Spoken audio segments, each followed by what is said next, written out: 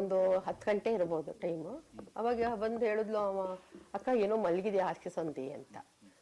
ನಾನು ಹಾಸಿಗೆ ಸಂಧಿ ನೋಡ್ತೀನಿ, ಗೊತ್ತಾಗೋಯ್ತು ನಂಗೆ. Yellow colour, mustard colour, black spots ಮೈ ಮೇಲೆ, ಇಷ್ಟು ಉದ್ದಕ್ಕೆ ಮಲಗಿತ್ತು, ಇಷ್ಟಪ್ಪ ಮುಖ ಕಾಣಿಸ್ತು. ಇಷ್ಟು ಮೇಲೆ ಬಾಲ, ಇಷ್ಟು ಉದ್ದ ಇತ್ತು ಬಾಲ.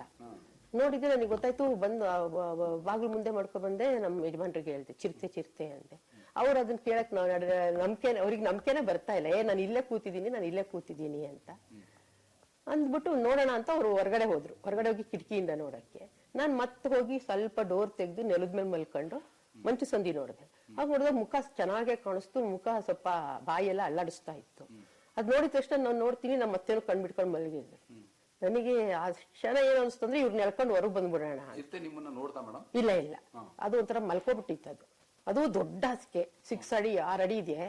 ಅದು ಮಧ್ಯದಲ್ಲಿ ಇತ್ತಲ್ವಾ, ಅದಕ್ಕೆ ನನ್ಗೆ ಅಷ್ಟು ಕಾಣಲ್ಲ. ನಾನ್ ನೆಲದ ಮೇಲೆ ಮಲ್ಕೊಬಿಟ್ಟು ನನ್ ನೋಡಿಲ್ಲ.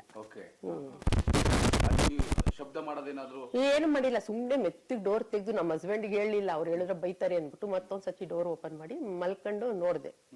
ನೋಡಿದ ತಕ್ಷಣ ಗೊತ್ತಾಗ್ಬಿಡುತ್ತಲ್ಲ ಮಲಗಿದೆ ಅಲ್ಲಿ ಅಂತ. ಸೊ ಮಲಗಿದೆ, ಇವಾಗ ಕರ್ಕೊಂಡ್ಬಂದು ಇವಾಗಲೇ ಕರ್ಕೊಂಡ್ಬರ್ಬೇಕು, ಅದು ಇಷ್ಟಾದ್ರೆ ಕರ್ಕೊಂಡ್ಬರ್ತಾರೆ ಅಂತ ತಕ್ಷಣನೇ ಅವ್ರನ್ನ ತಪ್ಕೊಂಡಂಗೆ ಇಟ್ಕೊಂಡು ಅವ್ರಿಗೆ ನಡೆಯಕ್ಕೆ, ಕೂರಕ್ಕೆ ಒಬ್ರನ್ನ ಕೂರಿಸ್ಬೇಕು, ಒಬ್ರು ಎತ್ತಿ ನಿಲ್ಲಿಸ್ಬೇಕು.